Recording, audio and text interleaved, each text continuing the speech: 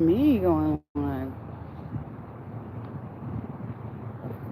Okay, guys, we're here at City Hall. I'm not gonna do a lot of talking. I'm just gonna videotape.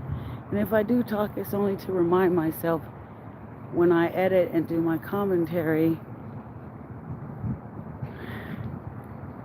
that I'll make it happen.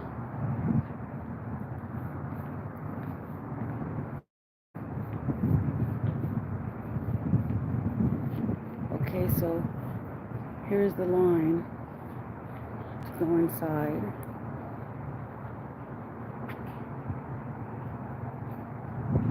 See nothing. Okay, so this is the line to come out to go inside. I'm gonna get in line right here, and you can just follow along.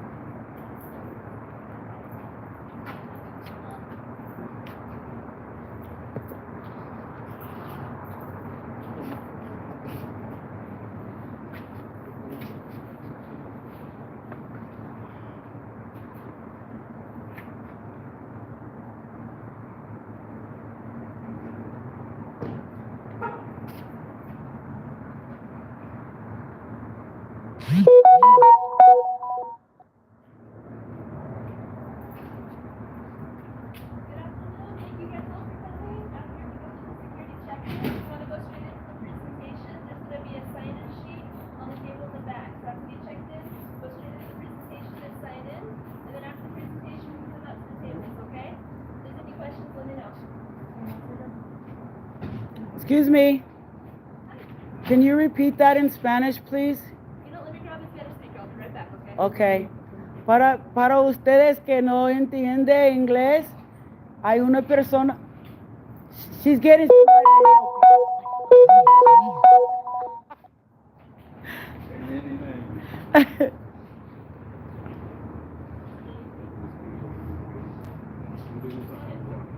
It's an app for street vendors, you guys. It's free to download, free to post, right? Well, look, guys, it's we an get app for street vendors.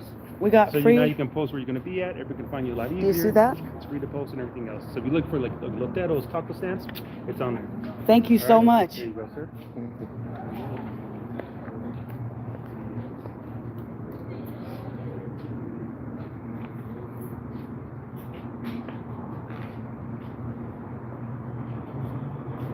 Okay, so far we're making it in pretty quickly, and the line is growing.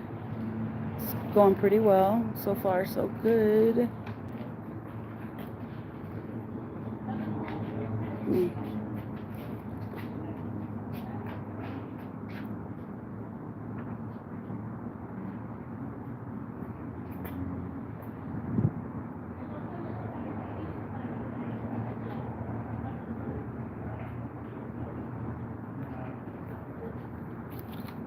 Can you stick that in the phone? Thank you. Okay, this is just going through the security. So you just kind of read through that, and it tells you what you can and can't have. Makes sense to me. Okay.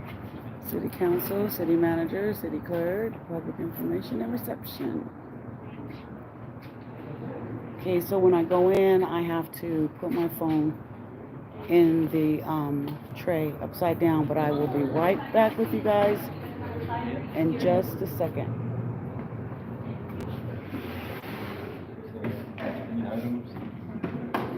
Okay, we're going upside down now, okay, guys?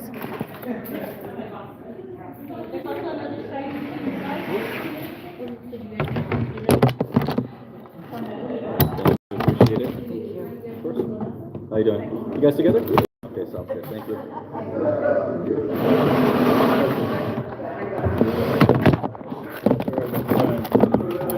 Need what? There's also another sign-in sheet over there, okay? Okay, sorry about that. That's the rule when you come in. So then you go in, sign-in sheet straight ahead. Okay, sign-in sheet is right here. I kind of missed it. Here's the sign-in sheet if you want another Get another one? Thank you. Okay, so there's another sign-in sheet inside. So we're gonna find it somewhere. Sign-in sheet? I think it's over there. Okay, the sign-in sheet is over here. Hopefully it works out. Hello. Hi, can you sign you and me, please?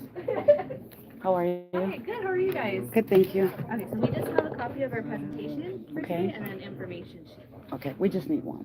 Okay, cool. And then free waters. Okay, thank you. And what else? Just the waters. Okay, thank These are you. all the same. Thank you. Thank you so much. Oh, sorry. There, you're getting the Yeah, flyers. I'm gonna need more of these. You get the water, You want me to and you separate sign in, and then you sign in, and then you have a seat. You sign in and have a seat, right? Mm-hmm. Yeah. Okay. Okay, so we're gonna have a seat.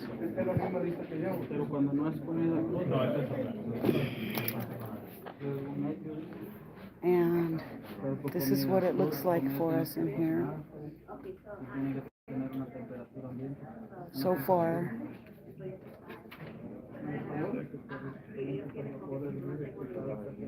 Okay. I'm gonna do one up and one back. Just because.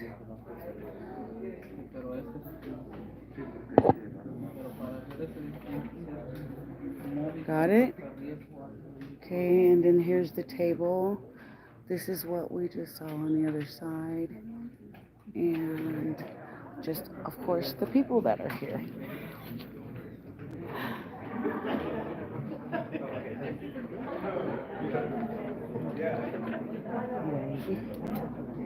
Come off, Doug.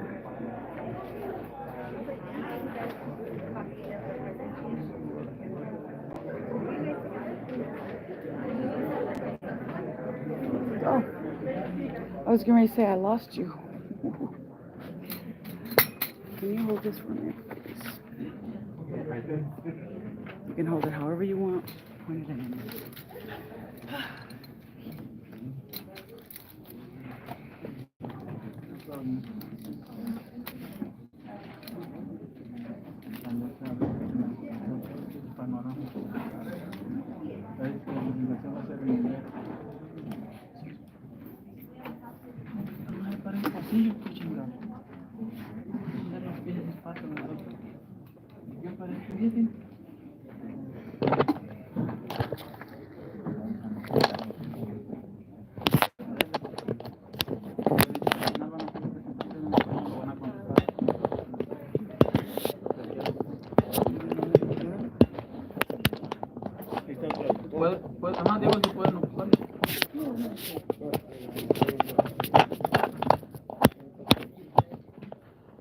I can edit, I can't.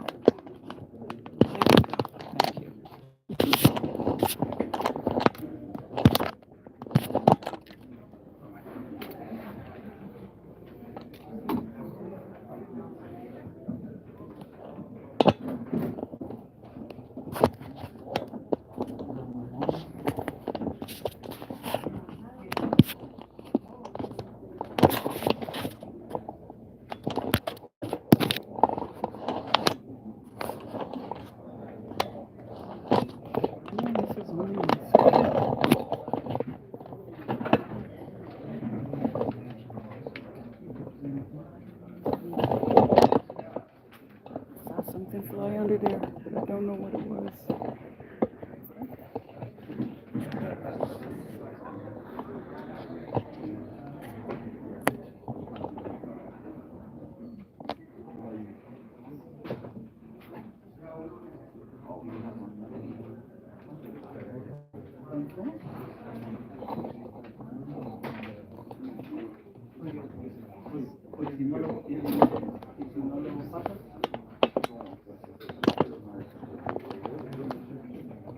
Killing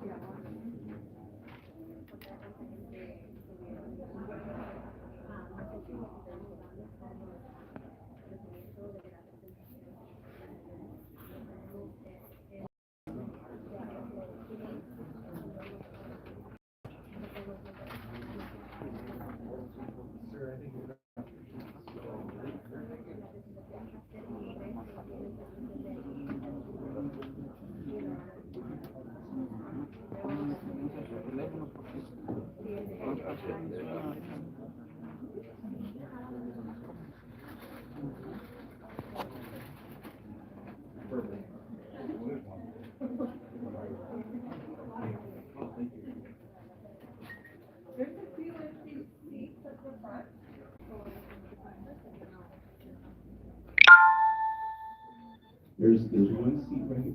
Is that one taken? Okay, there's one seat right here, and another seat right here in front as well.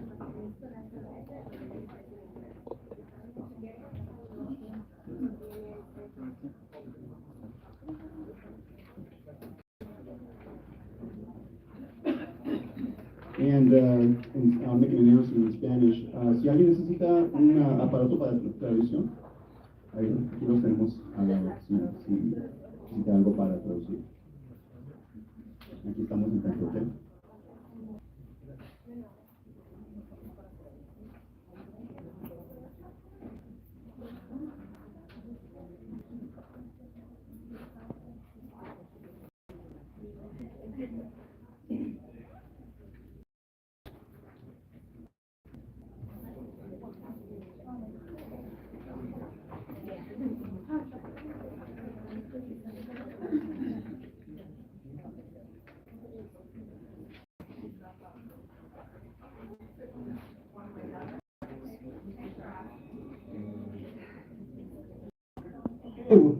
We'll get started. Welcome. Outreach program here hosted by the City of Victorville and attended and participated by the County of San Bernardino. We also have other jurisdictions here as well, the City of Barstow, the City of Adelanto, and the Town of Apple Valley. Welcome. A few housekeeping just reminders. We have in the back. We have some brochures in the back as well. And the brochures are intended to provide you some information on licensing and food safety and so forth, which we'll cover today here as well.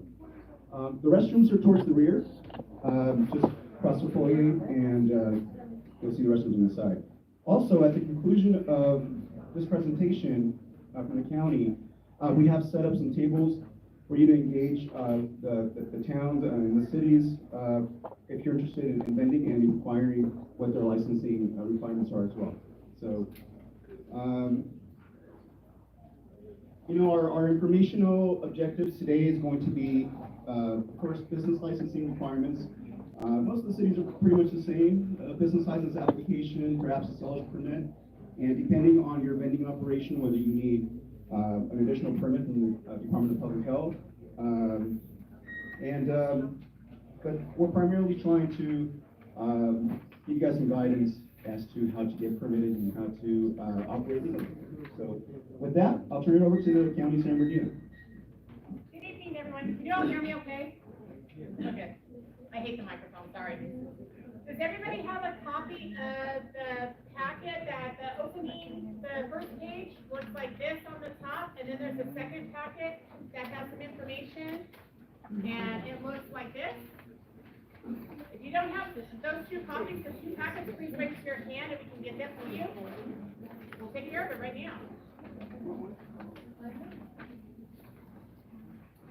And at the end, would you rather wait for questions? Okay. We'll do questions at the end, so we'll just get to the presentation.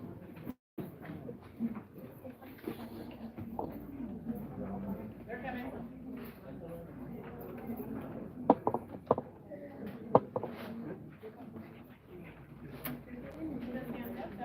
Go ahead and get started. My name is Lila Kelsey. I'm here from San Bernardino County Department of Public Health, Environmental Health Services. that we are the health department, and you know it's mostly because we visit all your favorite restaurants and give them grades. That's us. I know, you're thinking about which restaurant, what grade they have, I know, it's okay. So, our goal, always, and have forever has been to protect public health and safety. Street vending is part of that. Our job, no matter what, is to help protect public health and safety. So we thank the City of Victorville and the other cities that are participating in this event tonight, because it gives us an opportunity to come out here to help educate you. We want to educate anybody that wants to have any type of food business. Again, protect public health and safety. So your success is our success is your success. So this is working together to see what we can do and how we can help you. Okay? So these are our goals tonight, and we are going to talk about the recent legislation. I think everyone's heard about SB 946, which started in 2019, and then the more recent 972. We're going to talk about street vending permit options, and then we're going to talk about some options beyond street vending. Because I guarantee you, not everyone's going to be happy with the answers I'm providing tonight. We've done this before, we've met with a lot of people, and I guarantee you, not everyone's going to be happy. But we have options. And that's what we want to educate about too, that there are other options besides just street vending on the street. So topics for today, again, the role of environmental health services, food facilities permit options, mobile food facilities, we're going to talk about, some permitted and non-permitted examples, and the other options. And then we'll do some questions at the end. So Senate Bills 946 and 972. So, where did sidewalk vending come from? Even that term, sidewalk vending. SB 946 passed in 2019. And what it did is it decriminalized sidewalk vending. Now, what happened was, with that decriminalization, health and safety code for us, for the health department, did not change. It was simply that it was no longer a crime to be a street vendor. But anyone to be a street vendor still had to follow health and safety code.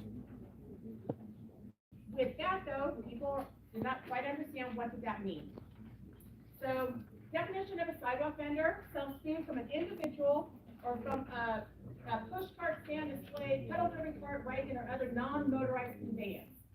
No matter what, a sidewalk vendor that sells food must still have the health permit, still must meet city approvals, or if you operate in the unincorporated county area, county approvals, and to obtain a health permit for that specific type of operation. SB 972, which passed in 2023, that actually changed health and safety code for the first time. Sidewalk vending was mentioned, but never in health and safety code. Health and safety code in 972, what it did is it changed the definition of a cart. And now they're called a compact mobile food operation. You've always seen hot dog carts, shaved ice carts, fruit carts, everything like that. And they are allowed by health and safety code, but 972 kind of changed what those carts looked like and how they operated. It made it a little bit easier to build those carts. So 972 included the same language from 946, kind of defining what a sidewalk vendor was. But what's funny and what's interesting that people have never understood, our health and safety code never mentions the term sidewalk vendor. So the role of EHS, as I've already mentioned, we are here to protect public health and safety. It's pretty easy. We inspect all permitted food facilities. So your favorite restaurants. Everyone has a favorite restaurant, right? Okay. I do too. I'm not going to say it, but I do have my favorite restaurant. We do act as a resource for our operators, for the public, for anyone starting a business like yourself. We are your resource. And like we're doing tonight, we want to provide information to somebody that may be non-permitted and that does want to become permitted. We want to help you in that. So why do we regulate food safety? Really quick, a lot of people get sick and a lot of people still die from foodborne illness. It's sad, it is the reality, and that's part of our job, is to lower the risk of foodborne illness. So just some quick definitions. These are also in your handouts. You can follow along, but just really quick. Potentially hazardous food, food that needs refrigeration. That's one of our biggest ones. Approved source. It's very clear that what a source of a food is. So food prepared at home, except for cottage food items, which is very limited, that they're not an approved source. So that's what, making food at home, not an approved source. I know everyone has the cleanest kitchen and everyone has their home secret recipes and stuff like that, and that's how grandma did it and everything like that, and everyone just wants to be able to share. But that is not allowed per code. A mobile food facility is any type of facility that moves. So when we talk mobile food facilities, we are talking the carts, the compact mobile food operations. We're also talking about trucks, what people call the hot trucks, or what we see around town too, that we have shaved ice trucks, we have ice cream trucks. Those are all mobile food facilities also. Plan check review, for us, for the health department, we have a plan check review, just like the city does. You can equate it how building and safety does review when you build a building or someone's building a building, building and safety gets involved. For restaurants and food facilities, environmental health gets involved. Some more definitions. This is a big one, limited food preparation. I'm not going to bore you to death and read it. 972 actually changed the definition of limited food preparation. This changed to allow for the carts, the compact mobile food operations, to do more on the carts. That was the big concern coming into 972 was these carts are too big, they're too limiting. The rules that are in the health and safety code were made for these big trucks. So that doesn't help somebody that just wants to have a smaller cart, a smaller operation, a more mobile operation. So they did change the definition of limited food prep. If you have questions about this later, we can get into a lot more detail. Some of the things limited food prep does not include. But now we're going to get into the fun stuff. A CMFO. So has everyone seen the tents on the side of the street selling that wonderful smelling food, but it's a tent set up with a grill, stuff like that going on, right? Everyone seen it? You can admit it. You've seen it. I'm not going to ask who's done it. I'm just asking who's seen it, okay? So right off the bat, those type of operations are not allowed as a sidewalk vendor or as a street vendor. And that is one thing that what Health and Safety Code does say, that to have that type of operation where you're preparing food with a tent, the grill, and you're not in a mobile food facility, either a cart or a truck, not allowed. And that's where the big misconception is. And that's what happened when 946 passed. People were like, okay, we can do anything we want. It's like, not quite. And that's why we've been providing the education as much as possible, because it's a misconception, and we want to try to correct that to help people get on the better path. So with that, we're going to talk about the CMFOs. Now, if you remember back to the sidewalk vending definition, it did talk about that you can have a stand. Yes, you can have a stand, but it's very limited what you can do out of that stand. And it does not include preparing any food. We're going to talk about that. So, in your packet, there is this chart. Kind of looks like this. And what this says is that it breaks down everything I'm about to talk about and kind of gives, okay, this is what you need, this is what you don't need for each type of permit. So we're going to go through the 3 types of permits. What we have is if you sell or give away any food or drink that is more than 25 square feet, and if anything that's potentially hazardous, anything that needs refrigeration, it requires a health permit. Okay, now they're good. Now I have to use the mic. Sorry. If you are less than 25 square feet of pre-packaged, non-refrigerated food, such as whole produce, a health permit is not even required at this time. That was a change. So that you've seen, you know, the fruit vendors on the side of the street with the cherries and the oranges and all that yummy stuff. It's the whole fruit. That if they're less than 25 square feet, they do not need a health permit. Everything else does. Okay, low risk permit. what this is, if you have prepackaged, non-potentially hazardous food, more than 25 square feet, so you want to go set up a soda stand, it's a low-risk permit. If you have prepackaged, potentially hazardous food, like ice cream, you can get a low-risk permit. And this is the only category that we're going to talk about where a tent and table setup would be allowed. Okay? Nothing else, nothing with anything with food prep or anything. So this is the lowest category, the simplest business to start. Food must be properly labeled and packaged, background check review and approved equipment may be needed. There is a commissary required. A commissary is a food facility where the stand goes to at the end of each day, each operating day, for cleaning and to be stored. And I know it is an issue up here in the high desert about commissaries. We don't have the big commissaries like other counties do. But what we have been able to do is that we can, under certain circumstances, we can actually permit restaurants or a market as a commissary. So there are options out there for commissaries that may not look like the same as in other counties. So that's what, if this is something that you're interested in, we can help with that. And you would just have to find a commissary, but it doesn't have to be what the typical commissary looks like. And you do have to have access to a restroom. So here's some examples, like I mentioned, the whole uncut, uncooked produce, chips, candy, soda, all that good stuff. Kind of like an ice cream truck, but in a tent instead of on wheels. And burritos are ice cream. That is allowed, but it's packaged burritos, not prepared at home. So an example, go to Costco, buy the frozen burritos, that's packaged, yes you could. Don't know how good the business would be, but you could. Our most common one is actually the ice cream. And this is a low risk permit. A plan review fee is $747 one time, and then the annual permit fee is $245 at this time. All these details are in your packet, don't worry about memorizing them. There's a chart in your packet, and you can follow that chart along, and it's on the left side for the low risk.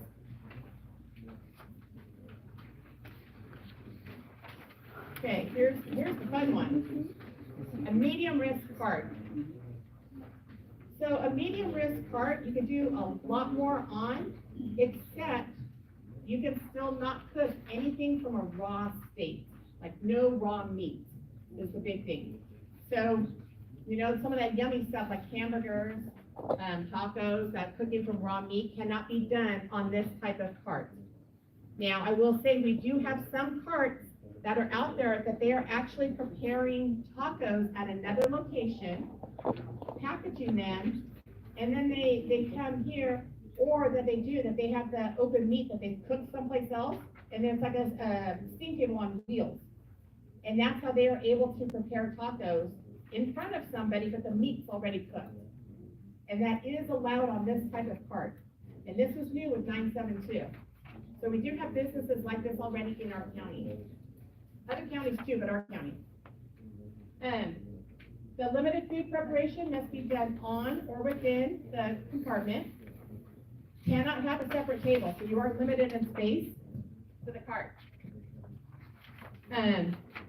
Requires plan check, restrooms, commissary, and then all the potentially hazardous food must be discarded at the end of the day. Okay. So here are some examples. Cutting fruit, steaming, boiling hot dogs, preparing coffee, shaved ice, or like I said, those tacos that are prepared someplace else. Plan review fee, $826 one time, $370 annually. So with this permit here, the cut fruit vendors, the cut fruit carts, what 972 did, like I mentioned, it helped take away some of the bigger operational requirements. And so some of those carts can be transformed into a legitimate cart that has gone through plan check. Hand washing is going to be the biggest thing that's missing on some of the carts that have been made through the years that may not have had hand washing on them. So there is a chance that it's a great business that easily can be done. It just takes a little bit of work still. Following the flow chart, it's second from the left column. Okay. This part is our high-risk part. And this is where to actually cook raw meat on the cart. It's a little bit more of a challenge. There are more requirements. And I don't know if we have any actually permitted in our county yet as a high-risk cart. Jonathan?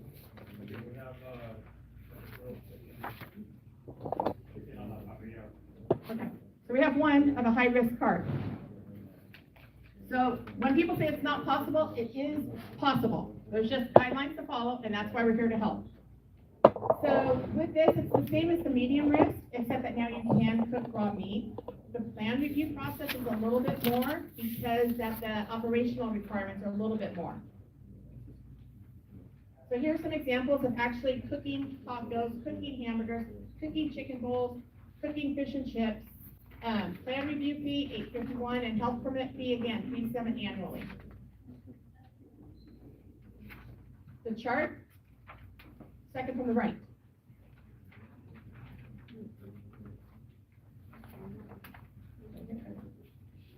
So I want to take a minute here and to show some examples, kind of what we've been talking about. Here on the left is a permitted stand. This is a low risk CMFO, even though it is a stand. The tent pop-up, like we talked about, that they are selling only the uncooked produce, and no samples are given. The one on the right, that is a picture. It actually came out of LA County. You may have seen it on the news. It was all over the news. Does not meet the requirements of a CMFO, that they were preparing food. They were selling unpackaged food and drinks. They were selling potentially hazardous food from an unknown source, and there was no hand washing at all. Now, if you can imagine what illnesses could have been spread right there, you know, it scares me. Some more examples that on the left of medium risk CMFO, hot dog cart. If you ever been to New York, kind of common out there, right? Must have hand washing cart with hot and cold water. Everything must be on the cart, and the cart must be mobile. And by mobile, it doesn't mean you're out there pushing it. Because trust me, I cannot push this cart. It's not about you pushing it. It still can be, you know, towed by truck, put in place, or whatever. And this does count as a sidewalk vendor as long as it meets city requirements. The one on the right, a little bit more common to what we see, unfortunately, does not meet the requirements of a CMFO. They are selling those unpackaged drinks, potentially hazardous food, and again, that food's from an unknown source. And no hand washing. Flow chart for the right. And this is where it's talking about, okay, let's get into food vehicles, where you can do a whole lot more. Mobile food facilities includes our vehicles. Now, these type of vehicles that if they're motorized, the trucks and any trailer pulled by a truck, those are MFF food vehicles. These vehicles are the ones that give you the most options. Same thing that what we have as far as CMFOs, low, medium, and high, we also have that for the trucks, low, medium, and high. So if you get a high-risk vehicle permit, it's a kitchen on wheels. It really is. So here's the three categories. Low risk, again, ice cream, produce, do the same thing. The medium risk, same theme again as what's on the carts, shaved ice, coffee, soft serve. But the high risk, again, kitchen on wheels, and that's where you can do a whole lot more. If this is something that you're interested in, we will have handouts about this up here at the table at the end too. I'm not gonna lie, these are more expensive. They are a more expensive vehicle, the investment and everything like that, and we understand that. And that's when, and we hear it, that's when people say, well, I wanna start something small, so that's why I have this tent, and I wanna do this and see what business is like before I go and invest in something like this. We understand that. But unfortunately, those tent setups, like I mentioned, are not allowed that way. So we're gonna get into those options to help you build into this type of business, if that's what you want. Here's the prices for those food vehicles. Let's talk about the options beyond street vending. Temporary food facilities. County fair is coming up, right? right here in Victorville and stuff, County Fair. Everyone, you know, goes there and has to eat the food, right? So those food vendors in the county fair and at other events like that, the Thursday farmers markets, the farmers market in Barstow, the music and the concerts in the park in Apple Valley and Hesperia, everything like that. Those are what we call temporary food facilities, the TFFs.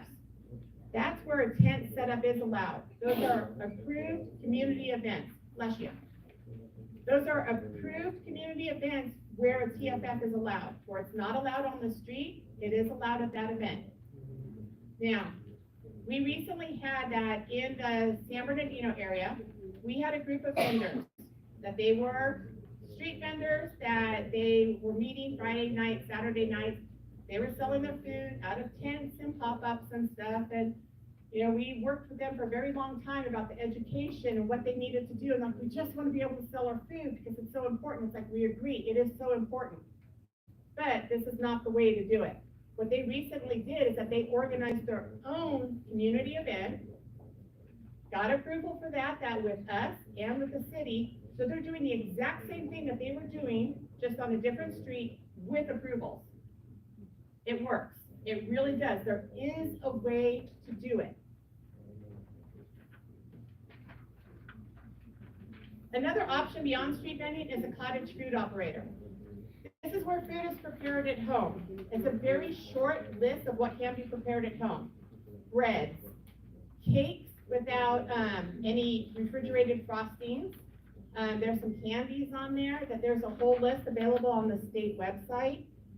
This was actually started because somebody was baking bread from home and they wanted to do it legally, and that's why it's a cottage food, because it's this kind of what they say, that this type of food. We all know people that bake cakes from home. You can admit it. I'm not asking who does it, but again, you can admit it, you know it. We have a lot of them that are now under permit as cottage food operators. I ate a cookie today that came from a cottage food kitchen. It was a good cookie too. So that if that's something that you're interested in, we can help you with that too. Then what it does work out too, that if you have a cottage food permit and you're allowed to bake these things at home, right? Then you can take them and be a TFF permit, get a TFF permit and sell them at the carnivals and stuff like that too. And you may not even have to get an additional permit, so then you can go to events. Or you can also possibly become a CMFO, a low risk with those packaged cookies, less than 25 square feet, and not have to get additional permit. So you have 3 outlets of your products by baking it at home legally, but have 3 outlets to serve it in. Get those cookies out there. The other option is a shared kitchen.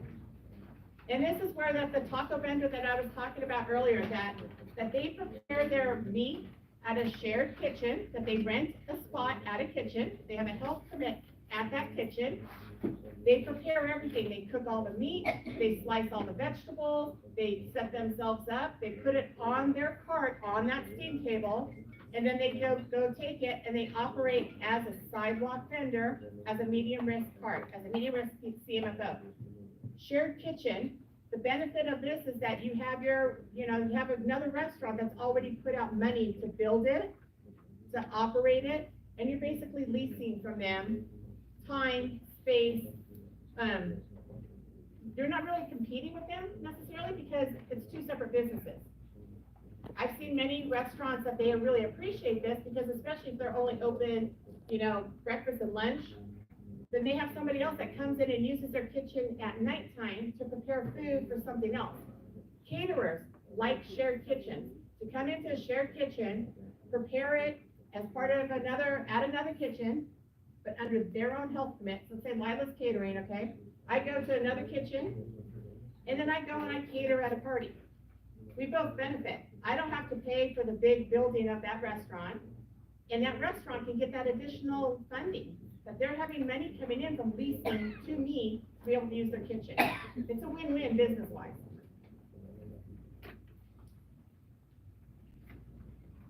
Just want to mention, this is the topic that's not fun for anybody, enforcement. Environmental health does do enforcement as well as cities and county code enforcement officers. So we don't like being the bad guy. It's not fun. It's the least fun part of our job. But unfortunately, it is something that has to happen. So, I am ready for questions. I know y'all wanna, take a breath, it's fine. Ask questions. If you need Spanish, let me know that we have Jonathan here too that will be able to help answer those questions in Spanish if that's what you need. All right. Let's start here. So we have a church that has a hall that has a kitchen.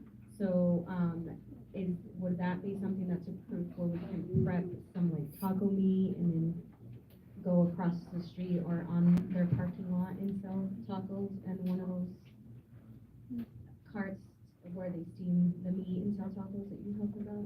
Would that be an approved source to use the kitchen at our church? Did everyone hear that? Okay. So she's asking about using the kitchen at their church, if they can use that as an approved source to cook there, and then to go sell it, I assume off a cart that's permitted. And the answer is that the hall kitchen would have to be permitted for that type of operation to prepare, and then you would just need the additional permit to be on a cart. It still cannot be in a tent setup. But that is, you already have a kitchen, you would have to get that under plan check with us and then under health permit. And depending on how it was built and when it was built, it may be pretty close or ready to go. And we can help with that. Sometimes that, if it's something that's already a built kitchen, that maybe it wasn't quite built up to code, we may be able to do a consultation. So instead of doing a whole plan review, we may be able to come in there and say, hey, let's just look at it and let's see what we can do. And we've done that with other places. So it's an option. All right. Don't lose hope.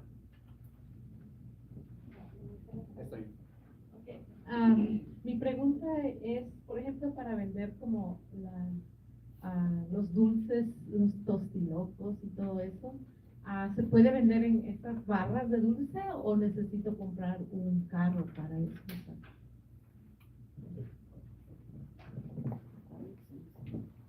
I'll translate real quick and then I'll do the Spanish answer. She's asking about candies, selling candies from a cart, and then the chip bags that are opened up and they add chili and other things to it. Ese tipo de negocio bajo la carretilla esa mediana, puede ser que es algo que sí puede hacer. Si solo está vendiendo dulces empacados, eso si el espacio donde usted está vendiendo es menos de 25 pies cuadrados, no ocupa permiso, porque es algo que es empacado, que no requiere que esté bajo refrigeración. Entonces ese tipo de negocio, bolsas de chips, sodas, aguas, esas cosas así no van a ocupar un permiso. Pero ya si usted abre ese paquete y empieza a echarle otras cosas, es cuando ya un permiso va a ser necesario. Va a ser ese de la carretilla, el mediano. So what I told her was, if you're selling sealed candy, chips, sodas, like we had mentioned before, as long as it's less than 25 square feet, there is no permit requirement because it's not a potentially hazardous food item. Once you open a package though, like if you're selling chips and you open that package to add chili, to add whatever else you're gonna add to that, at that point, it's now not a sealed product that you're selling, and that would require a permit. On her question, her same question, Yes. the packaged item, when you open the chips, what if you're adding a packaged item from another manufacturer there that you're pushing the button to add to that package of chips? There's no human contact whatsoever. Once you've opened a package, it's no longer a sealed package. And But at if that you- point, it would need a permit. If you sell them the packet and they say, well, can you add, and we don't, but it's outside, can they add So it would depend on what those, chili what or are the cheese? extra things you're adding. and Chili if or they cheese. If they require refrigeration or something like that. Chili or cheese? So if we. Cheese for sure would need a permit because cheese needs to either be held hot or it needs to be held cold. And so that would for sure need a permit. So a lot of these questions that you guys will have are gonna be very specific to the type of operation you're thinking of. So the answer I give to her is not gonna be the same for everybody. So just keep that in mind because everybody has a different idea of the type of business they want, and it's not always the same thing. So it may be case by case, you know, depending on the type of business you're proposing. In addition to that, if that container, like you're talking about a pump, that's now an open package. Push button. It's an open package. That food that's coming out is also open, it's not packaged. The difference could be that if you had a packaged corn dog, a frozen packaged corn dog that's in an individual package, and you sell that, and then individual packets of ketchup, that may require a low-risk permit, Okay, maybe. okay. So there's like Jonathan said. That's what I was understanding with her. I think it's kind of a low risk. That's what Jonathan, and this is Jonathan, by the way, he's Hi, also Jonathan. supervisor of Scarlet Health, sorry. Okay. Each business, and that's, so we're gonna be available after this to help with questions, and we can talk. And we're gonna, at the end, we also have, wanna show you some of we have a consultation that we can meet also. And we have some really good information on our website, we can show you that and help you get to that too. Got a question back here.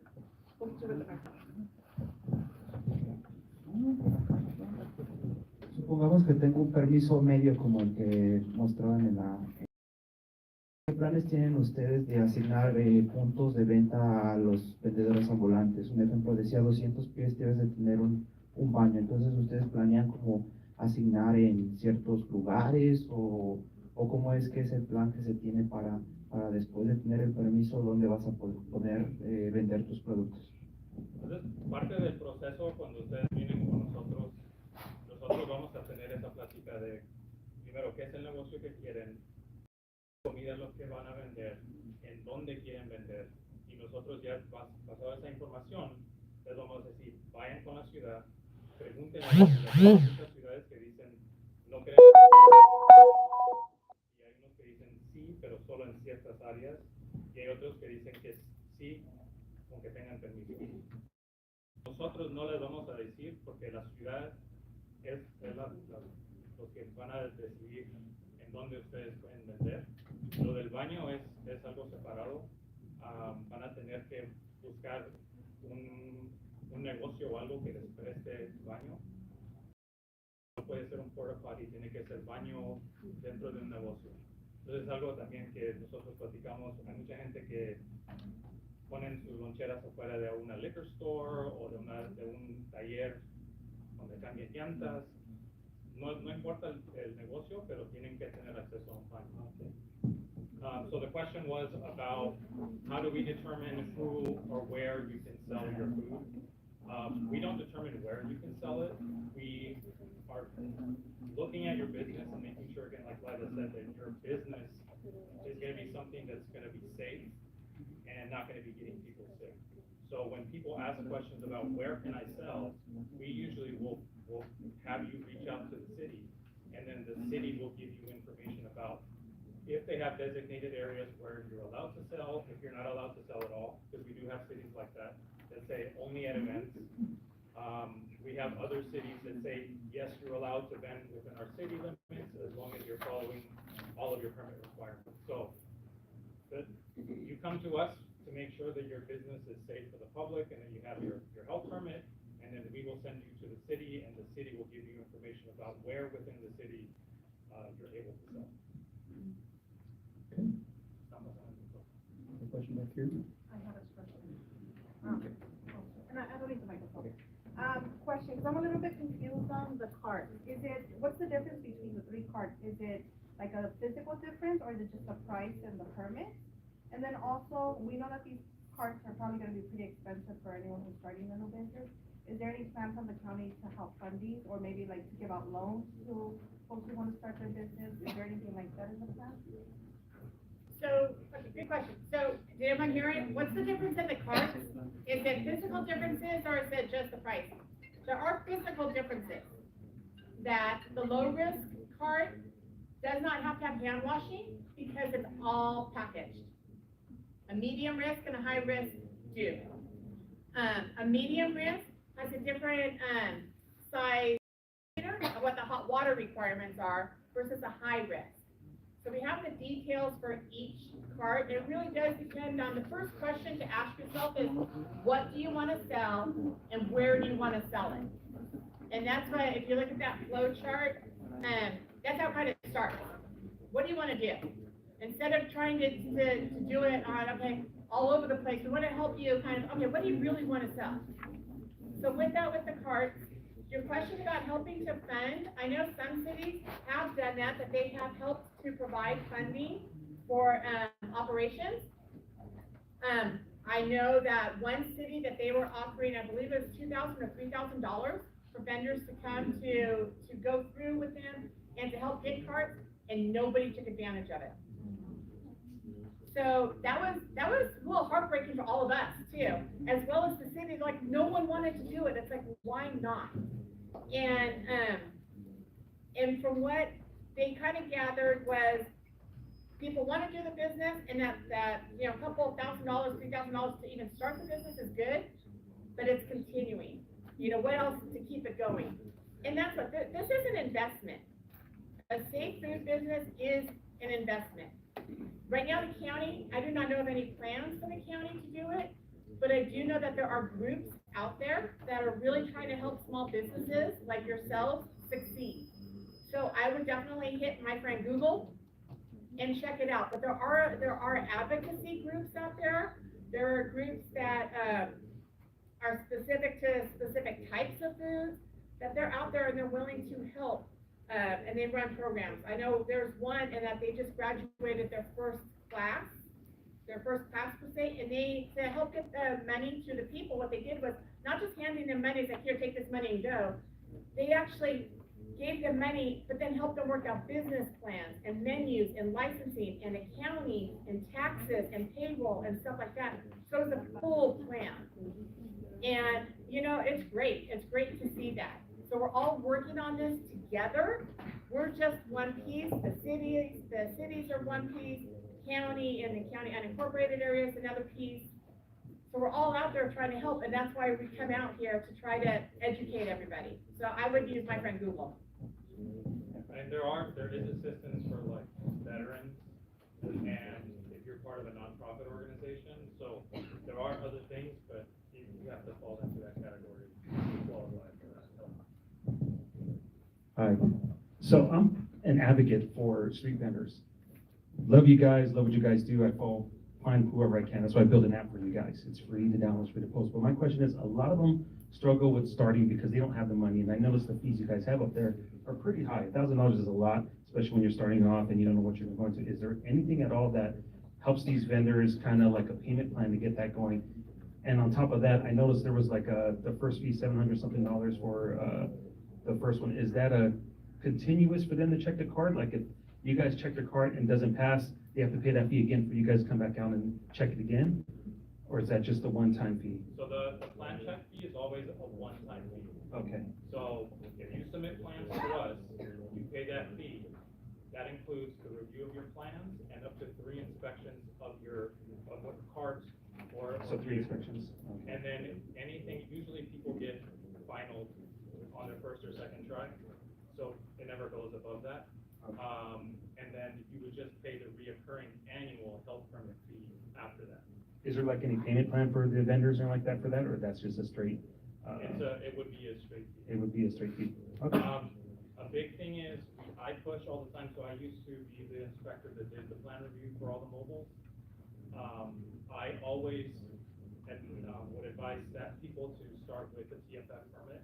I know that events are not happening every day. I know people want to be able to operate every day, but it's a good way to see if people like what you're making, operate with a permit, and then start building that, that money that you can then invest in yourself to make a bigger business. Unfortunately, businesses are not made overnight. Yeah. You have to put in that effort, and so I always try to get people to a TFF. There's farmers markets everywhere all the time. There's movies in the park, concerts in the park. There's all kinds of stuff going on all over the county that we have people that's all they do. They'll jump from city to city, and they're working every single day of the week, but they're working in different farmers markets all over the country. I've done that for like many years, and it was hard. very hard. And that's why I created that, to make it easy to find the vendors and events and everything else. And we post approved events on our website. So that's something new that we're doing. So if you get a TFM permit, if you get that annual permit that allows you to work throughout the year, you can always go to our website. Our website promotes those events that have been approved by us. And then now you know where to go, who you can potentially ask to be a vendor.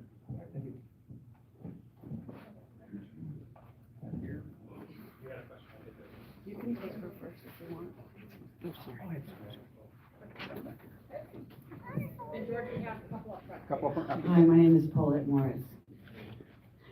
Free the Justice 8. Thank you, Edwin Enamorado, for allowing me to be here, because you can't be. Guess what, people? Algunos aquí que no entienden, ask your friends to translate. I have a vendor's license in Victorville. I am legal. See that? I am legal here. I think I might be the first one, guys. I have a problem. I don't have a problem with any of the presentation, because our safety and others are really extremely important. Okay? Did you have a question, ma'am? Yes. The question I have is, why, I know the guy who came up with the numbers for our city, for the vendors. Who is this guy who came up with these numbers for us to vend, the 700, the 1,000, the first payment, and then this much per month? Because here in San Bernardino, the IE, I'm gonna say, I'm licensed in the IE with an extremely fair price. I've been licensed for 2 years to street vend. We've been fighting to street vend here in Victorville. Why are we being, it kind of feels like we're being pimped, just so that we can work. And it's not fair. It's not like the other agencies or the county that I'm registered in. This is extreme. I don't know if that person is from LA or where they're from, but the initial fees, we've never had those. And then the monthly fees that you're saying that are $200 or $300 are going to double in a year. You're not telling us that. So my issue is not with any of this. I love it. I love what you're doing. But our fees, I feel like we're being pimped because we're fighting for our rights. And thank you for the compliment. So the fees that we mentioned, that our fees are set by the Board of Supervisors, and our fees that, they are looked at every year, and they do not go up every year. And the fees we discussed, that is, there's the one-time plan review fee for the vehicle, the cart, whatever it is you're building, that's when you build it. And then there's an annual health permit fee, and that's a year, it's not a month. So I wanna make sure I was clear on that, I apologize that I wasn't. That is for the year, to operate for that whole year. So if you go January, February, so it's not a monthly fee. For nonprofit organizations, I think you kind of talked about it a little. I belong to a nonprofit organization. What we do is we sell food items, and we raise money to support other nonprofit organizations. Do you have a different set of rules for them, or are they the same? So requirements are always going to be the same. The only thing that is different for a nonprofit is you would pay the plan check fee, so the initial fee, but then your annual fee is covered through the county's general fund. So as long as there are funds, those nonprofit and like veteran status people, those fees would be paid through those general funds. My second question is, I see there's a possibility of converting trailers and trucks as mobile kitchens. Do you have plans that one can request, so that we're not starting from scratch, we're starting from what you already have?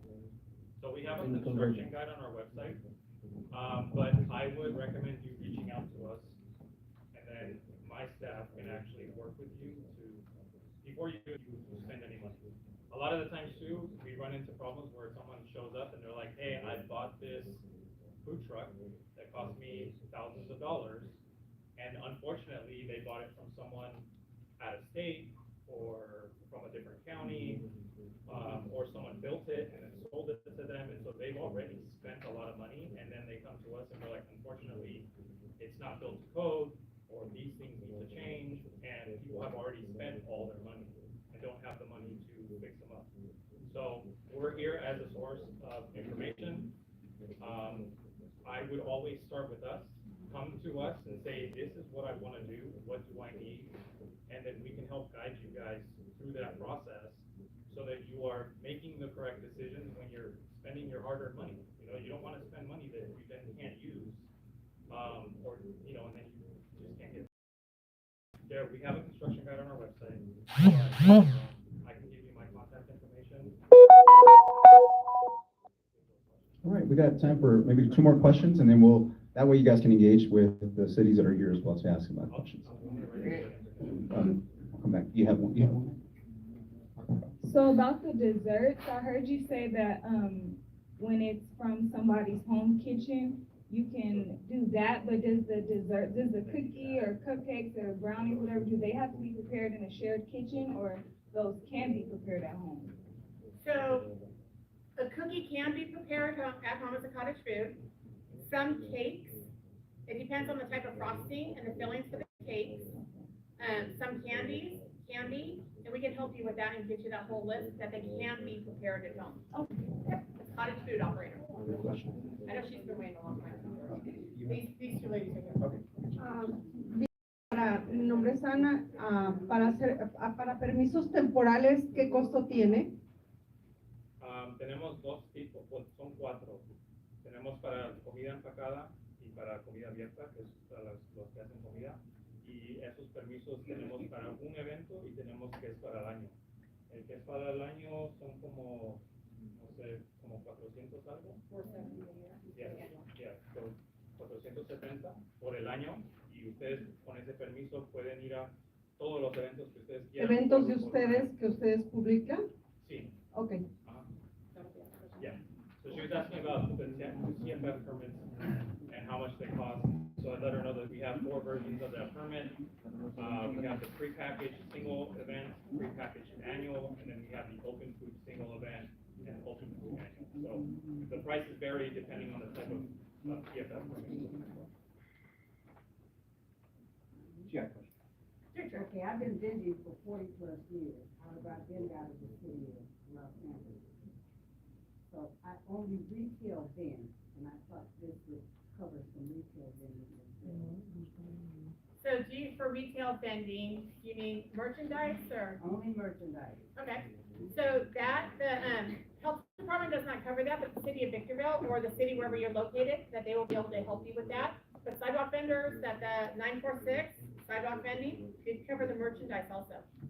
And it decriminalized that as well. We just focus on food. You know, that much about that. You know, mainly laid on food. And that's from the health department, that's what we know as food.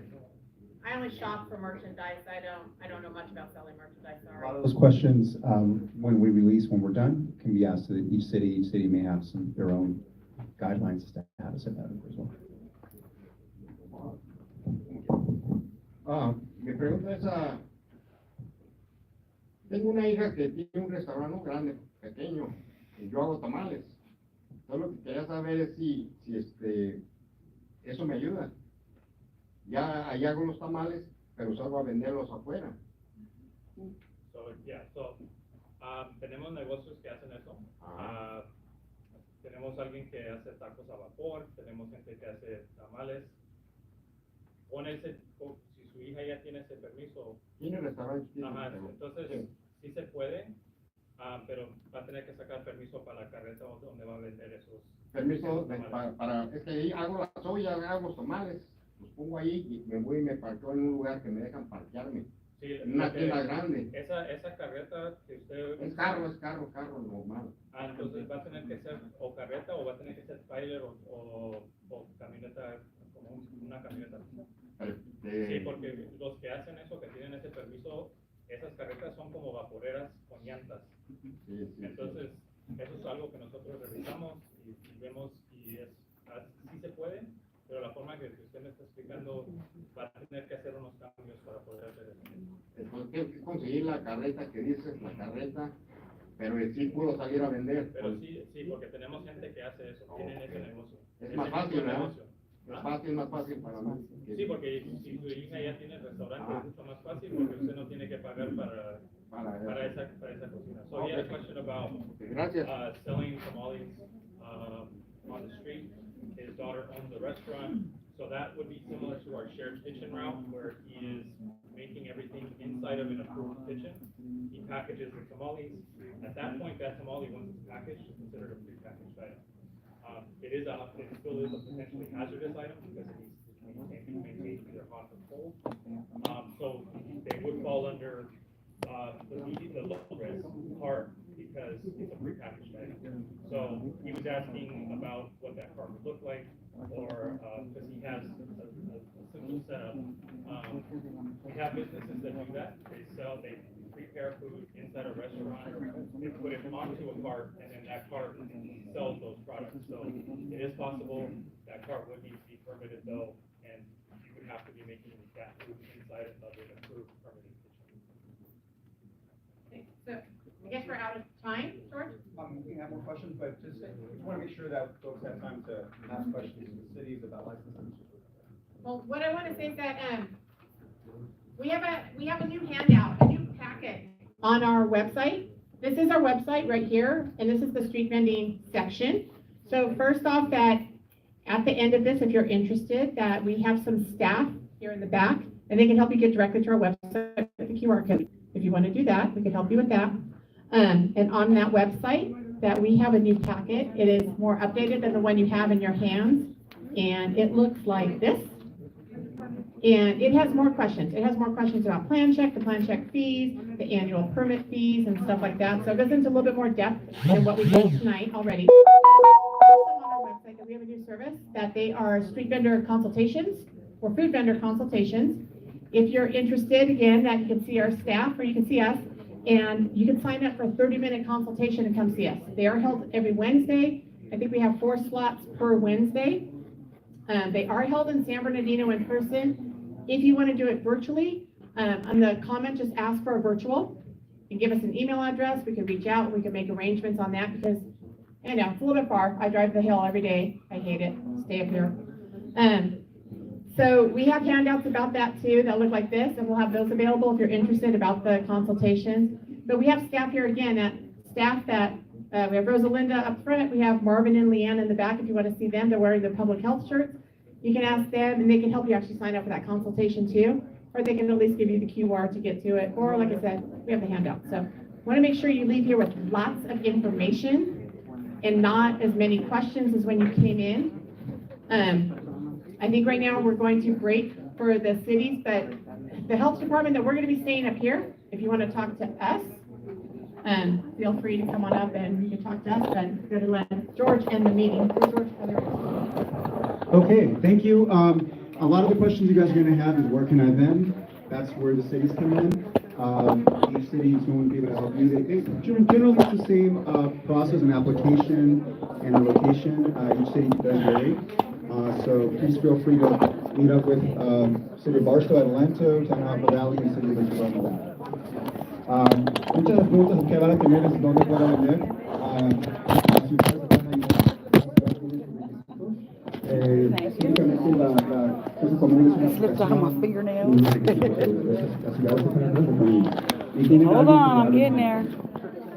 Muchas gracias. And thank you for the county. Thank you Dennis, for outstanding presentation. Thank you. Thank you.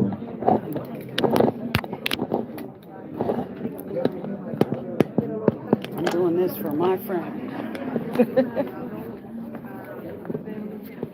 Well, can you carry this? I'll carry that then. Okay.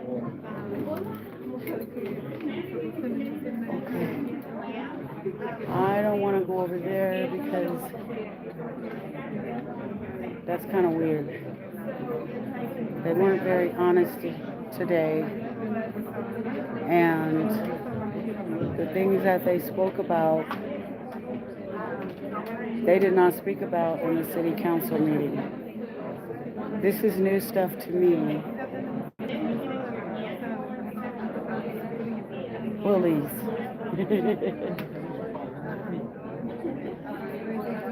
Okay, so I'm gonna go upload.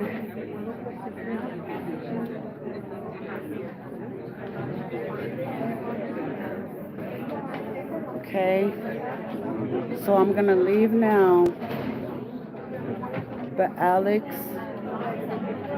you and the Justice 8, you've made this happen.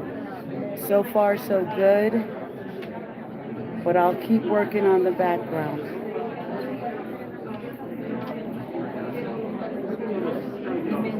So we're leaving now. I want you to be able to see this when you come out. And I went back to my roots, like hustling. And And then when I finished. you're awesome, dude. Okay, and here's more.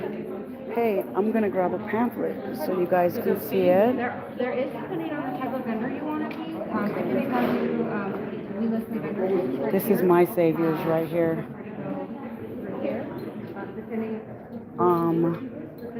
Where we need is the town of Apple Valley, because there's an area that they have that we love. So I think I kind of want to go for that area too. It depends. If it's nothing like the City of Victorville, I'll go to Apple Valley.